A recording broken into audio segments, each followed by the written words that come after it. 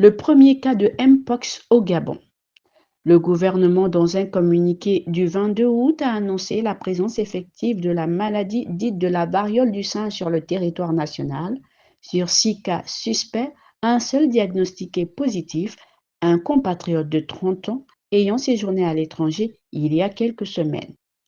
Pris en charge très tôt, il va bien, affirme le dit communiqué, qui invite cependant les populations à la vigilance sans tomber dans la panique ou la psychose. Je voudrais connaître les signes, la variole du singe, les signes. Je sais qu'elles ne sont pas loin de celles de la Covid.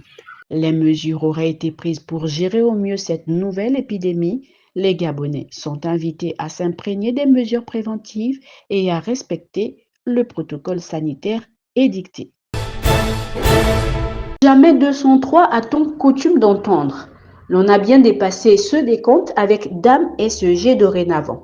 Plus présentes que jamais ces derniers jours, les coupures intempestives sont redevenues le quotidien des populations gabonaises, livrées aux affres de la grande dame aux tresses si fameuses. C'est fort. En ce moment-là, actuellement, à Libreville. Là, je vous parle bien, là, je suis à côté d'un transfo. Chez moi, c'est juste à côté. Le transformateur, il est dans mon terrain actuellement. Mais je dors sans le courant. Non, là, je m'adresse. Non, là, je ne m'adresse même plus à la SCG. Parce que la SCG, on en a marre. Trop, c'est trop. On ne peut pas dormir toute la nuit. On n'a pas le courant. Toute la nuit, tu dors. Il y a la chaleur, il y a les moustiques. On a les enfants. C'est à 7h, 6h du matin, quand tu te lèves pour aller dans tes bricoles, qu'on reste à mettre le courant. Et même là, tu vas au boulot, le téléphone est à plat. Et même quand tu mets le courant, là, c'est 5 heures de temps seulement. Après, le courant se coupe. Finalement, nous sommes dans une capitale ou bien, je ne sais pas, dans un village. Si on peut lui concéder que dorénavant aucun quartier n'est plus épargné, d'un Kembo à Ovando, de Petit Paris à la Sablière, tout le monde a droit au goût sucré, salé, des délestages de la dame son sourire, Madame SEG. Ce qui, cependant, retient l'attention par-dessus tout, ce serait le déficit de communication autour des dites coupures. Pas de communiqué, aucune explication, si ce n'est celui annonçant tonitruant une grande opération de démantèlement d'un vaste réseau de fraude. Cela n'expliquant pas cette suite de coupures intempestives avec pour conséquence la souffrance des appareils domestiques des Gabonais, les activités économiques tournant au ralenti pour plusieurs et plusieurs autres désagréments.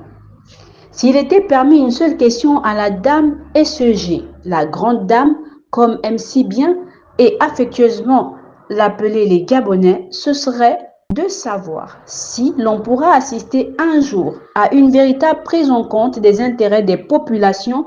Pourra-t-on un jour mieux s'organiser pour asphyxier dorénavant moins les populations? Les retraités gabonais affiliés à la CNSS passent à la caisse. Rien de nouveau sous le soleil, nous direz-vous, et vous aurez raison. Si ce n'est que pour cette fois, l'organisation est des plus digestes pour les populations sur toute l'étendue du territoire national. De Libreville à Port-Gentil en passant par Franceville, Koulamoutou et toutes les autres villes, les bénéficiaires sont convoqués par voie de communiqué paru dans le quotidien national L'Union, une liste alphabétique permettant à chacun de savoir s'il est déjà concerné.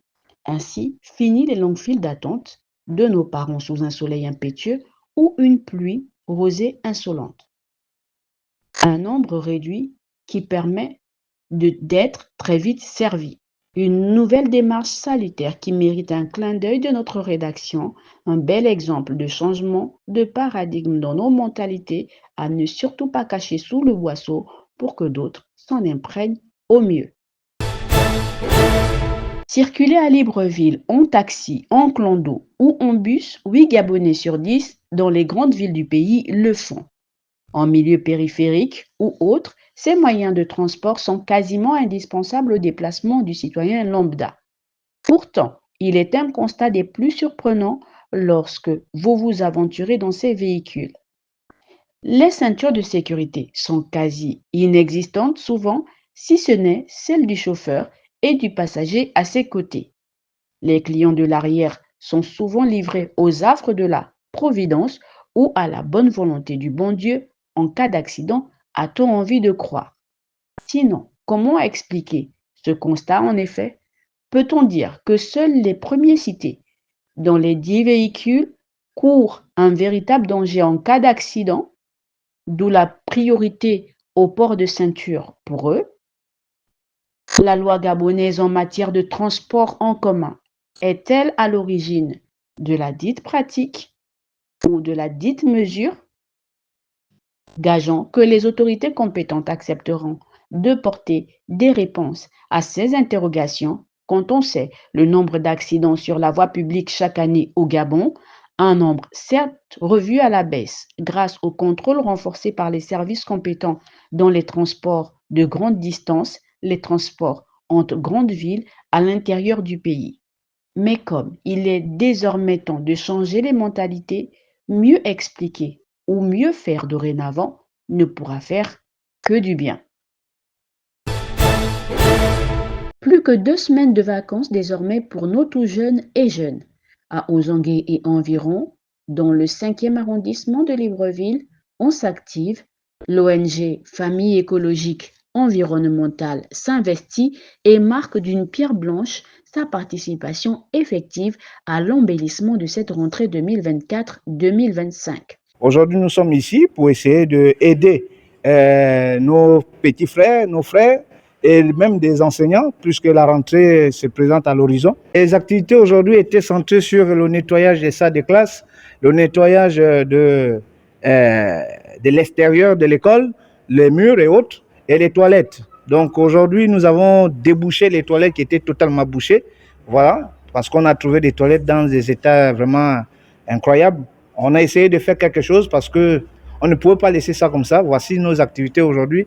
Et nous sommes en train de ramasser aussi des déchets plastiques aux alentours de l'école pour pouvoir garder l'environnement propre. Une cure de jouvence pour l'établissement public qui a su toucher le cœur des parents d'élèves et riverains. Il salue l'initiative de ses compatriotes altruistes heureux de se mettre au service de la jeunesse gabonaise. Je suis heureux de recevoir l'ONG qui nous assiste afin de préparer la rentrée administrative et la rentrée des classes 2024-2025. C'est un grand geste qui va à l'endroit des élèves qui seront là dans peu de temps, dans quelques jours. Et vraiment, j'apprécie l'action parce que ça nous permet de rendre l'école propre et belle afin d'accueillir nos apprenants dans de meilleures et de bonnes conditions. Je ne peux être que contente. Bientôt la rentrée des classes. Si les enfants peuvent venir et trouver leur salle de classe propre, c'est bien, ça m'arrange. C'est une bonne chose. Ils ont pris une bonne initiative pour le faire. Je ne peux être que contente. Personnellement, je trouve que cette action est très louable. Pourquoi? Parce que nous sommes à quelques jours de la rentrée. J'incite tout le monde, tout jeune ressortissant du 5e arrondissement, à faire de même comme l'ONG Famille écologique. Une belle rentrée donc pour les tout jeunes dans un environnement désormais plus que motivant pour s'assurer une rentrée scolaire pleine de succès et de réussite, ce que nous leur souhaitons.